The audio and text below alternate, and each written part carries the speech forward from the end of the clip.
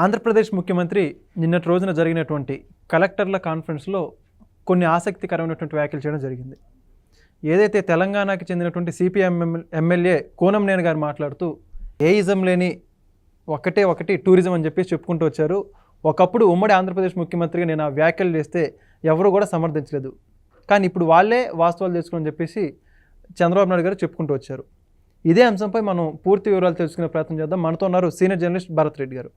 Sir నమస్కారం అండి. నమస్తే. చంద్రబాబు నాయుడు గారి గురించి ఉమ్మడి రాష్ట్ర ప్రజలందరికీ కూడా తెలిసిందే. అంటే ఒకప్పుడు ఆయన్ని 2020 విజన్ అని చెప్పేసి 2000 ఆ టైంలో మాట్లాడినప్పుడు ప్రజలందరూ ఏ రకంగా అనుకున్నారని చెప్పేసి ఆయన అనేక సందర్భాల్లో చెప్పుకుంటూ వచ్చారు. ఇప్పుడు మరలా అదే సంబంధించినటువంటి అంశం మరొకసారి పునరావృతమైందని చెప్పుకోవాలి. తెలంగాణ సిపిఐ ఎమ్మెల్యే కూనంనేని గారికి సంబంధించి ఏయిజం లేదు, ఉన్నది ఒకే ఇజం, అది కూడా టూరిజం అని చెప్పేసి అంటున్నానని కొద్ది హాస్యాస్పదంగా వ్యాఖ్యానించారు. కానీ ఆ రోజుల్లో ఏమో అనుకున్నా కానీ ఇప్పుడు చూస్తే మాకు మాత్రం అర్థమవుతుంది, నిజంగా ₹1 కూడా పెట్టుబడి పెట్టకుండా టూరిజంని చాలా గొప్పగా అభివృద్ధి చేసుకోవచ్చు అని చెప్పేసి చంద్రబాబు నాయుడు గారిని సమర్థిస్తూ చెప్పారు కూనంనేని గారు. ఇదే అంశాన్ని చంద్రబాబు నాయుడు గారు ప్రస్తావించారు.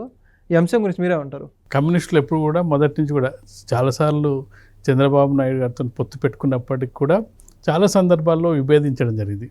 విధానాలను కానీ వీటిని కానీ 2020 విజన్ అంటే విమర్శించడం. అంటే ప్రతి పార్టీకి ప్రతి వ్యక్తికి ఒక ఇజం ఉంటుంది. కమ్యూనిస్టులకు కమ్యూనిస్టు వామపక్ష భావజాలం, టీడీపీకి టీడీపీ, ఎవరి ఇజం వాళ్ళకు ఉంటుంది. అంటే చంద్రబాబు నాయుడు గారు సీఎంగా ఉన్నప్పుడు 2020 విజన్ అని తీసుకొస్తున్నప్పుడు ఆ విజన్ని వీళ్ళు వ్యతిరేకించారు, తీవ్రంగా వ్యతిరేకించారు కమ్యూనిస్టులు. అందుకు అనుగుణంగానే వాళ్ళు ఉద్యమాలు కూడా చేయడం జరిగింది. ప్రతిదీ ప్రైవేటీకరణ చేస్తున్నారు, వీటన్నిటి మీద ఉద్యమాలు కూడా చేయడం జరిగింది. అయితే ఇప్పుడు కూనంనేని చేసిన ఆసక్తికరమైన అంశాన్ని కూనంనేని గారు అంటే ప్రతి వాళ్ళకి ఇజం ఉంటాయి కానీ టూరిజానికి ఏ ఇజం ఉండదు, ఏ ఇజం లేనిది టూరిజం. ఎందుకంటే ఈ రోజున మనం చూసుకుంటే టూరిజం అనేది ఇప్పుడు ప్రపంచవ్యాప్తంగా ఒక ఆదాయ మార్గంగా ఉంది. కొన్ని దేశాల్లో అయితే టూరిజం కోసమే ప్రత్యేకంగా ఉన్న సందర్భాలు ఉన్నాయి. టూరిజం మీదే బతుకుతున్న దేశాలు కూడా మనం చూస్తున్నాం.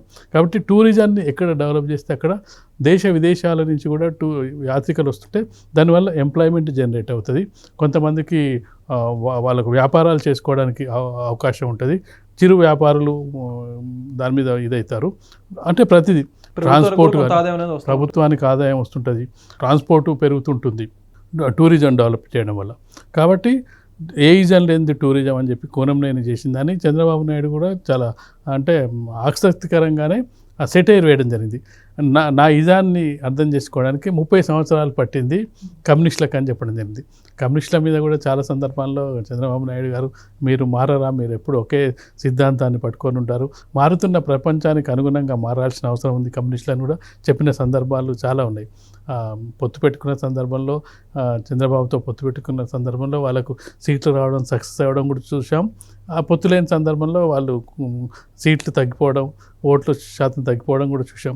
కాబట్టి ఇప్పటికీ చంద్రబాబు నాయుడు 2047 విజన్ను మరి ఇప్పుడు ఆహ్వానిస్తారా చూడాలి. ఎందుకంటే గతంలో చాలా సందర్భంలో 2020 విజన్ను విమర్శించిన కమ్యూనిస్ట్ నాయకులు ఇప్పుడు ఈ స్టేట్మెంట్ని ఏ విధంగా తీసుకుంటారు? కమ్యూనిస్టులు 30 ఏళ్ల తర్వాత నన్ను అర్థం చేసుకున్నానని చెప్పి చంద్రబాబు గారు చేసిన వ్యాఖ్యల్ని కమ్యూనిస్టు నాయకులు ఏ విధంగా అర్థం చేసుకుంటారో చూడాలి. మొత్తానికైతే ఒక ఆసక్తికర పరిణామంగా చూడొచ్చు. కలెక్టర్ల కాన్ఫరెన్స్లో చాలా అంశాలపై 2 రోజుల నుంచి చర్చ జరుగుతుంది. నిన్న 2వ రోజు ఈ అంశాన్ని ప్రస్తావించినట్టున్నారు. ఇందులో తెలంగాణ జనరల్గా ఏంటంటే తెలంగాణ అసెంబ్లీలో జరిగే ఆసక్తికర అంశాలని ఆంధ్ర అసెంబ్లీ గమనిస్తుంటుంది. ఆంధ్రాలో జరిగే పరిణామాలు కానీ, అసెంబ్లీ సన్నివేశాలని కానీ, కాన్ఫరెన్స్లు కానీ తెలంగాణ కూడా గమనిస్తుంటుంది. ఎందుకంటే ఉమ్మడి రాష్ట్రం 2014 కంటే ఉమ్మడి రాష్ట్రం అంతా కలిసి ఉన్న ప్రజలే. కాబట్టి ఇక్కడేం జరుగుతుంది, అక్కడేం జరుగుతుంది, ఈ కంపారిజన్ ఇవన్నీ కూడా వస్తూ ఉంటాయి. కాబట్టి ఇప్పటికైనా టూరిజం డెవలప్మెంట్కి సంబంధించి నిన్న ఆసక్తికరంగా మనం చూసుకున్నట్టయితే చంద్రబాబు నాయుడు గారు కూడా కలెక్టర్లను కూడా సున్నితంగా మందలించడం జరిగింది. మీరు రొటీన్గా రిపోర్ట్స్ పట్టుకొని వస్తున్నారు, క్రియేటివిటీ ఏముంది మీ దగ్గర? క్రియేటివిటీ అంటే ఏంది? ఒక జిల్లా ఉంటుంది, ఆ జిల్లాలో వనరులు ఏంటి, టూరిజం ప్రాంతాలు ఏంటి, అక్కడ స్పెషలైజేషన్ ఏంది, ఆ జిల్లాకు ఏం చేస్తే యూత్కు ఎంప్లాయ్మెంట్ జనరేట్ అవుద్ది, లేదంటే రైతులకు అక్కడ కొన్ని చోట్ల వర్షం బాగా ఉంటుంది, లేదంటే ప్రాజెక్టు ప్రాంతాలు ఉంటాయి, అక్కడ రైతులకు అంటే ఈ విధంగా జిల్లాకు ఒక ప్రత్యేకత ఉంటుంది. తిరుపతి ఉంది, తిరుపతి తిరుమలకు చూసుకున్నట్టయితే అదొక ఆధ్యాత్మిక కేంద్రం. ఆధ్యాత్మిక కేంద్రానికి సంబంధించినవి అక్కడ మనం డెవలప్ చేస్తే వచ్చేవాళ్ళు టూరిస్టులకు వాళ్ళకు ఒక ఇది ఉంటుంది. వైజాగ్ ఉంది, Vizag tourism place plus see port ఉంది, ఇవన్నీ ఉంది. దానికి ఏం స్పెషల్ చేయొచ్చు?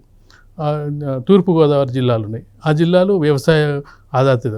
గుంటూరు ఉంది, మిర్చి అంటే ఆ జిల్లాకు ఆ ప్రత్యేకత ఉంటుంది. ఆ ప్రత్యేకతను ఆధారంగా చేసుకొని మీరేం క్రియేట్ చేయొచ్చు అనేది ఆలోచించాలి.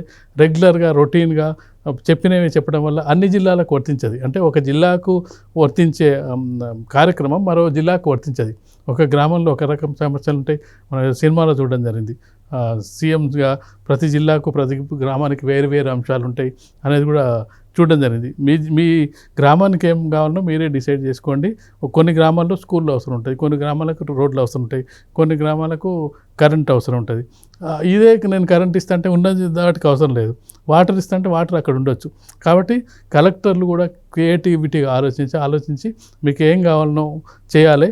టూరిజానికి ఎక్కువ ఇంపార్టెన్స్ ఇవ్వాలని చెప్పడం జరిగింది.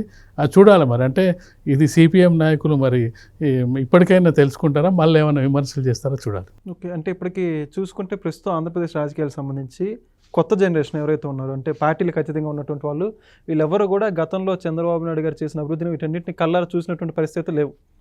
ఇప్పుడు ఆయన చెప్పేటువంటి కొత్త విజన్స్ కానీ, ఏఐ అని చెప్పేసి ఆర్టిఫిషియల్ ఇంటెలిజెన్స్, డీప్ టెక్నాలజీ అని చెప్పుకుంటూ పోతే ఆయన వ్యాఖ్యల్ని ప్రస్తుత తరం యాక్సెప్ట్ చేసే పరిస్థితి ఉంటుందంటారా లేదా?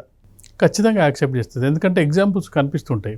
చంద్రబాబు నాయుడు గారు చేసిన డెవలప్మెంట్ కంటే కూడా ఐటీ ఇన్ఫ్రాస్ట్రక్చర్ రంగం మీద ఏ విధంగా చేసిండు అనడానికి ఇప్పుడు మనకు హైదరాబాద్లో చూసుకుంటే హైటెక్ సిటీ అని నిర్మాణం అంటేనే చంద్రబాబు గారే హైటెక్ సిటీని నిర్మించారనేది పాత జనరేషన్కి, లేటెస్ట్ జనరేషన్కి, న్యూ జనరేషన్ కూడా జనరల్గా ఎప్పుడు కూడా ఒక కట్టడం, ఒక నిర్మాణం, ఒక వ్యవస్థ అనేది ఎప్పటికీ ఉంటుంది. కాబట్టి ఖచ్చితంగా అంటే గతంలో హైటెక్ సిటీ ఎప్పుడు అంటే దాదాపు 30 ఏళ్ల క్రితమే హైటెక్ సిటీ నిర్మించాలనే ఒక ప్రతిపాదనతో బిల్ క్లింటన్ లాంటి వాళ్ళను, గతంలో టెక్నాలజీ ఐటీ అంటే ఇక్కడ టోటల్గా బెంగళూరు ఉంటుండే. ఇప్పుడు బెంగళూరు స్థాయిని కొన్ని సందర్భాల్లో బెంగళూరుని కూడా మనం తలదన్నే స్థాయికి వెళ్ళడం జరిగింది సౌత్ ఇండియాలో. కాబట్టి అది అక్కడ ఫౌండేషన్ ఇచ్చింది. ఆ ఫౌండేషన్ ఇప్పుడు ఏదైతే విజన్ చంద్రబాబు విజన్ అంటారో ఖచ్చితంగా కూడా న్యూ జనరేషన్ అర్థం చేసుకుంటుంది.